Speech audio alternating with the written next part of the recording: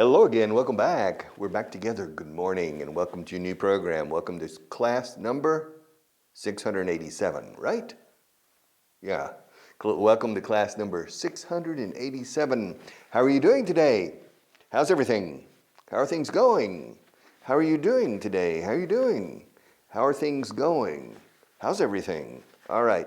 I hope everything's going fine. All right. Vocabulary. Let's finish our list number 25 on page 149. Yes, we're going to finish, or we're going to start where we left off yesterday. Ritmo, el ritmo, the pace. Pace es el ritmo establecido, la cadencia, boom, boom, boom, boom, the pace. The pace. The pace is speeding up. The pace is speeding up. It's getting faster and faster. Yes. El maratón. They're running the marathon at a very slow pace. The pace is very slow.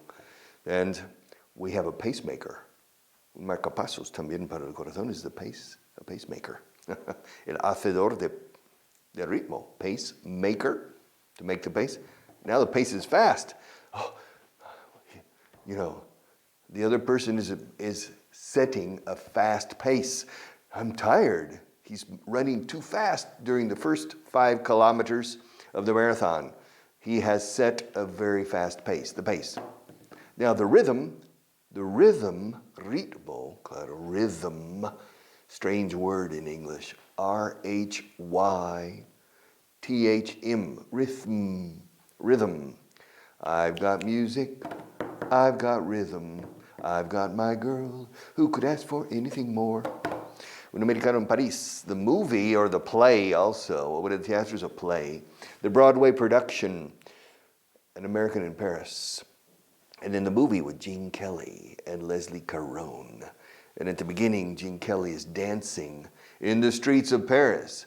I've got music, I've got rhythm. Tengo música y tengo ritmo. I've got my girl, tengo mi chica. ¿Quién podría querer más? Who could ask, ¿quién podría pedir más? Who could ask for anything more? I've got music, I've got rhythm. I've got my girl, who could ask for anything more? Who could ask for anything more? All right, that's Gene Kelly. Now, Gene Kelly was a dancer. He wasn't a singer, but he managed to sing well enough. All right. And he said, I've got, tengo, I have. I have rhythm, I've got rhythm, ambos valen.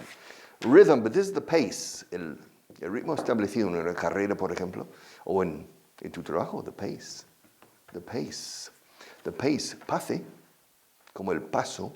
All right. Paso, yes. Slow pace, fast paced. Realista, realistic.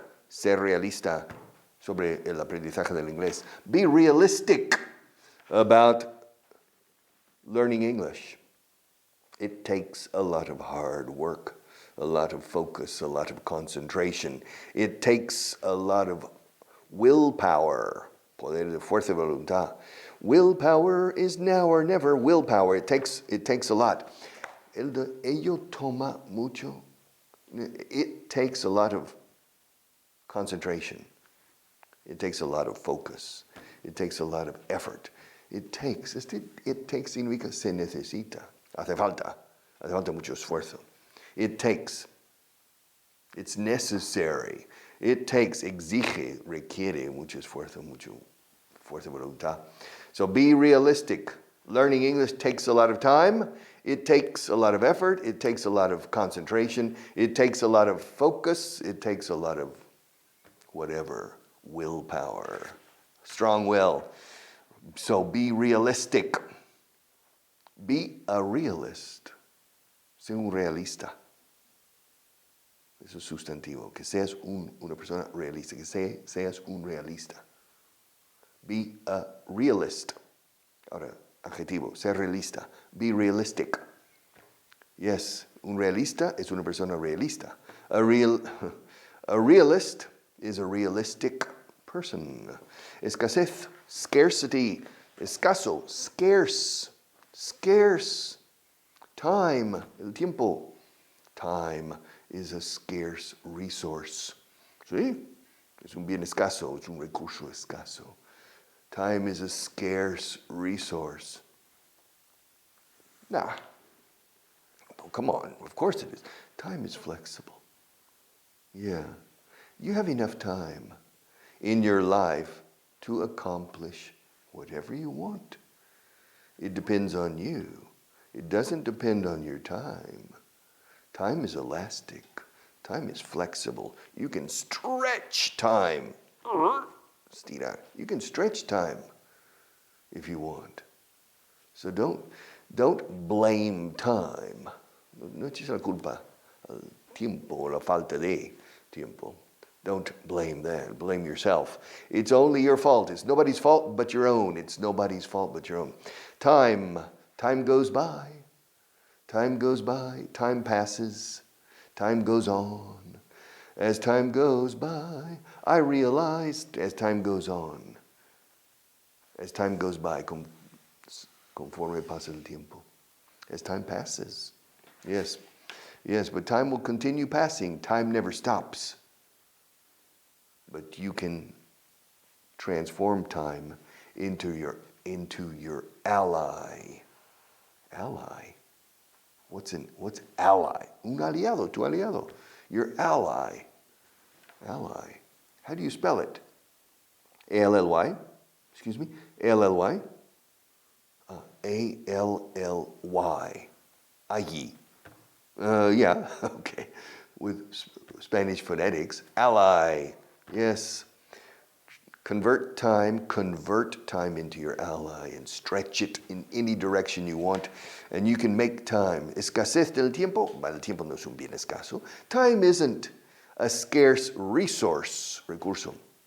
Scarce, escaso. Escasez, scarcity. Scarcity. Yeah, scarcity. Hay una escasez de recursos naturales en España. There's a scarcity of natural resources because the Romans, 2,000 years ago, extracted, esto es verdad, they extracted all, desfloraron en España, they extracted all the best resources over a period of 400 or 500 years. Look at the médulas in León. They extracted all. León or in, I think it's in El Bierzo, in that area. They extracted all of the gold. Spain had a lot of gold, and the Romans extracted all of it. All right. So were the Romans good for Spain or bad for Spain? Or for the Iberian Peninsula? Interesting debate. In some ways it was good, in many ways it wasn't. I don't know. That's an interesting debate that I have never heard or seen in Spain. A debate about the 600 years, basically, after the Romans defeated the Carthaginians in the Second Punic War, Segunda Guerra Púnica, in the Second Punic War. Spain, Rome became the Lord and Master, Señor y Amo. Aquí sí te amo y Señor. En inglés decimos Señor y Amo. Lord, como los lores, Cámara de los Lores, the Lord and Master, Amo. Rome became the Lord and Master of Hispania, Iberia, the Iberian Peninsula. But over the next 200 years, consolidated the control, taking out already, finally, Cantabria and Asturias, and then they extracted. What did they give Spain? Maybe a language through Latin, creating Catalan, Castellano, Gallego, and Galician and Portuguese. They influenced the language for better or for worse. I don't know. They gave laws, architecture, roads, civilization, basically. But because before the Romans, it was very tribal, different tribes. The Carpetanos, the Baccios, the Bascos, all of these, and there were tribes.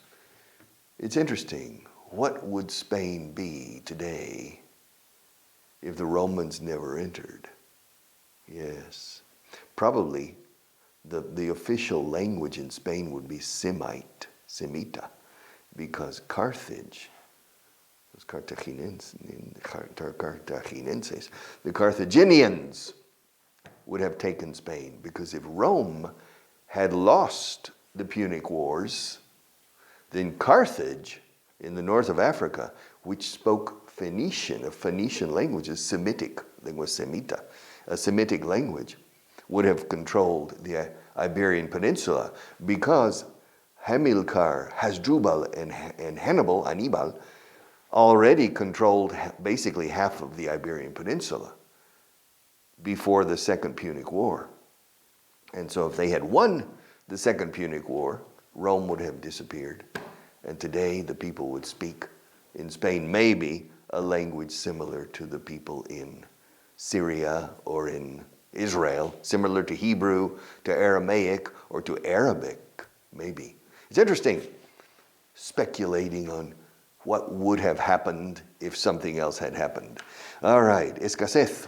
Scarcity, a scarcity of natural resources. Scarcity, escasez. When I was learning Spanish,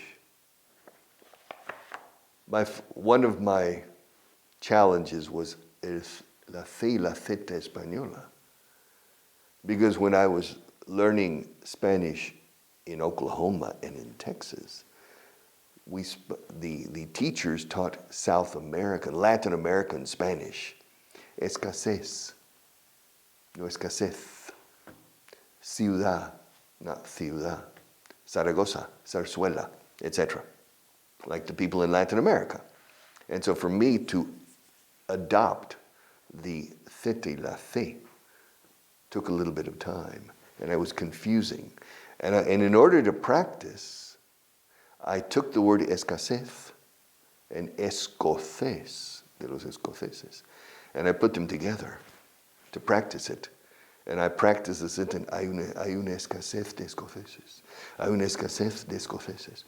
He said, the things I did to learn Spanish, you have to do if you want to learn English well. You have to do things beyond the call of duty, más allá del sentido del deber. En inglés decimos más allá de la llamada al deber. Beyond the call of duty, which means you have to make a special effort. All right. Una escasez de escoceses would be a scarcity of Scots. There's a scarcity of Scots in Spain. We need more Scots. It's true, the Scottish people are very special people. I like them very much. And besides, I have Scottish blood. Yeah. Mis 8 apellidos, no sé, pero los 4 sí. My first last name is Vaughan, or Vaughan, Vaughan, and that's Welsh. Gales, Vaughan. Adams is my mother's surname. Adams is English. Campbell is my paternal grandmother, and that's Scottish. And finally, Crosby, like Bing Crosby, is my maternal grandmother, and that's Irish. So I have the British Isles, las Islas Británicas. Don't say the British Isles to Irish people because they don't like that. But nevertheless, so I'm those from England, well, Wales, England, Scotland, and Ireland. And so, yes, nothing in Spain. But you know, I've never had a DNA analysis, ADN, because maybe I have some Spanish blood. You never know. You never know. El nunca se sabe, que es una forma impersonal en castellano. Nunca se sabe. En inglés no decimos nunca se sabe, decimos nunca sabes. El you impersonal. You never know. You never know. Who knows? Who knows? Escasez, scarcity. Scarcity. Confianza en uno mismo, self-confidence. I possess self-confidence. Do you possess self-confidence? Are you a self-confident person?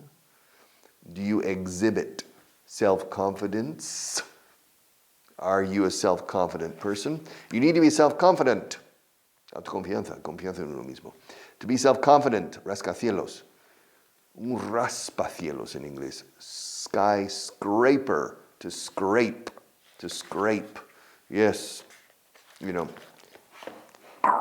scrape, not to scratch, No. In Spanish, you scratch the sky. No, we scrape. To scrape the sky. Skyscraper. Are there any skyscrapers in Madrid? Yeah, I guess. 4, 5, 6, maybe 6 skyscrapers in Madrid. Are there any skyscrapers behind me? Quite a few. There are quite a few, bastantes, no? There are quite a few skyscrapers behind me in the background. Yes. But Richard, is that a real city? No, that's Gotham City. Gotham City. You know Gotham City? Gotham City is where Batman lives. You see, Superman lives in Metropolis. That's the name of the city. It's a fictitious city called Metropolis. And Batman lives in a fictitious city called Gotham City. Gotham City. All right.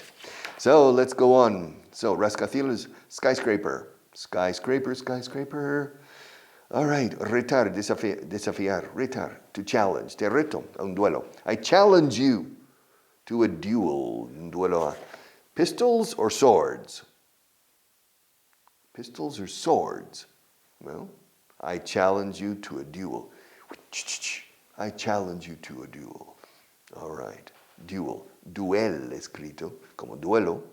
It's interesting that in Spanish, duelo también is mourning. Mourning is estar con dolor y duelo. But duelo también is it's the same word. All right. A duel. Duel. Pero pronuncia duel. I challenge you. Challenge is retar. A challenge también un reto. Learning English is a challenge. Y el challenger es el aspirante al título, lo he dicho muchas veces. Challenger, o sea, el retador, el que reta al otro, al campeón. Is a challenger. To challenge. Learning English or giving English classes, 687 English classes on television is a real challenge. Not because it's difficult, because it's not. It's a lot of time. Qué pesado. Es pesado, eh? You know, ¿qué sé, Marta? Poor Marta. How many hours have you been sitting in that chair? You know? I mean, I've completed 686 programs. And each one is 26 minutes, you know? 26 minutes, can you believe it? Let's calculate. 686. Bueno, by the time I finish this class, it will be 687. So 687 times, se dice times, multiplicado por veces, times 26 minutes equals 17,862 minutes. Marta's been sitting in that chair. Yeah, listening to me. Now, divided by 60 minutes means 297.7 hours, almost 300 hours, sitting in that chair. Poor thing. Se dice pobrecita. We say thing, que cosa pobre. Poor thing, poor little thing. Si quieres pobre. Pobre is poor thing. Pobrecito o pobrecita is poor little thing. Poor little thing. But I've been sitting in this chair. This is the same chair. Yes, the same chair since the very first class. La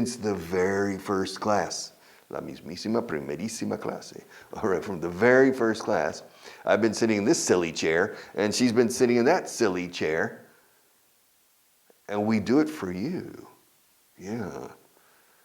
We are masochists, aren't we? Huh? I can see. Yeah. But it's fun. Eh? It's fun. Why not? Somebody has to perform the necessary sacrifice. Yeah. El necesario sacrificio. Alguien lo tenía que hacer.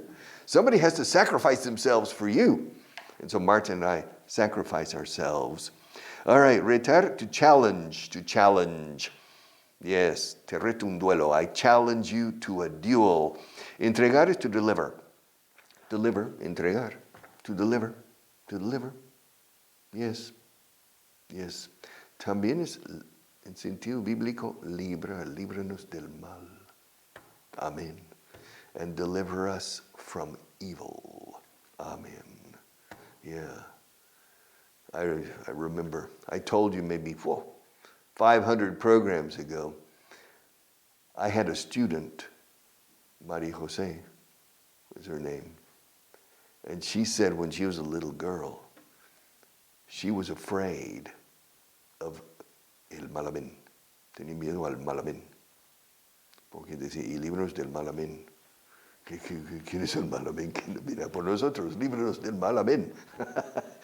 She didn't, because people, they mouth the Lord's Prayer, el Padre Nuestro. In the Protestant religion, in Christianity, Protestant Christianity, we call el Padre Nuestro la oración del Señor. The Lord's, con apóstrofe S, the Lord's Prayer. The Catholics in Ireland and in the United Kingdom say that the Our Father, el Padre Nuestro, como el Nuestro Padre, the Our Father. All right. But at the end it says, and deliver us from evil. Amen. All right. And in Spanish, líbranos del mal. Amen. But people mouth it. Mouth it means lo dicen sin saber lo que dicen. And they say it quickly. Y líbranos del mal. Amen. Which is, ¿quién será este mal? Amen. All right. And so she was afraid. All right. Deliver us from evil. Now in the Protestant denominations of Christianity, the Lord's Prayer doesn't end with, and deliver us from evil. In Catholic, yes, y líbranos del mal. Amen. You finish. But we continue. For thine is the kingdom, the power, and the glory forever. Por el tuyo es el reino, y la gloria para siempre. Amen. For thine is the kingdom, the power, and the glory forever. Amen. Personally, I prefer the Catholic. I prefer to stop with deliver us from evil. But to deliver is entregar mercancías, géneros, productos, to deliver. Entrégamelo, deliver it to me. Cuando me lo vas a entregar? When are you going to deliver it to me? Deliver. Caducar is to expire, expirar, to expire. Cuando caduca. Yeah. Los verbos irregulares no tienen fecha de caducidad. The irregular verbs don't have an expiration date. The irregular verbs, the regular verbs, the phrasal verbs, the auxiliary verbs, and the modal verbs don't expire. Which means this book, everything. If you don't buy them now, well, buy them for your children or your grandchildren or your great-grandchildren. These are excellent books for improving your English. But these books will continue to be excellent books in 100 years because the language evolves very slowly. And the verbs don't change. The verbs don't change. In English. In Spanish, yes. Chatear, hackear. You add new verbs. But the standard verbs don't change. Ir, volver, comer, saber, conocer, tocar, cantar. These will never change. In 100 years, here in Spain, there will be a lot of English words penetrating, but not the basic verbs and the basic structure. You will use voy a hackear esa cuenta. Okay, hackear, of course, is a new verb coming in from English. But you say voy a, y esa cuenta, esa. These don't change. The basic elements don't change, except in 500 years, maybe. You know, vos sos, okay, or something. They can change, or vuestra merced, vuestra merced, you know, now it's usted. Now it's usted. But before it was vuestra merced, luego vuestra merced, y luego usted. All right. So it evolved, but it evolves very, very slowly. Very, very slowly. All right. But in any case, so buy the books, eh? Now there are 9 books. I will show you the new books in a few days, but if you go to the website, here, you see 3 new books, which I highly recommend. Curioso, dice altamente recomiendo. Cuando recomiendas, os lo recomiendo con mucho ahínco. I highly recommend, highly. I highly recommend the books. Entregar, to deliver, caducar, to expire, fecha de caducidad is expiration date. The expiration date, all right. Doblar, plegar is to fold. ¿Te acuerdas, no? I always fold things. I'm folding pieces of paper. No tengo. I'm going to fold something. I'm going to tear out. I'm going to tear out a piece of paper. I'm going to tear out a piece of paper. I'm going to tear it out right now. All right. But in the next class, I'll fold it and then I'll tear it up. Okay? See you tomorrow.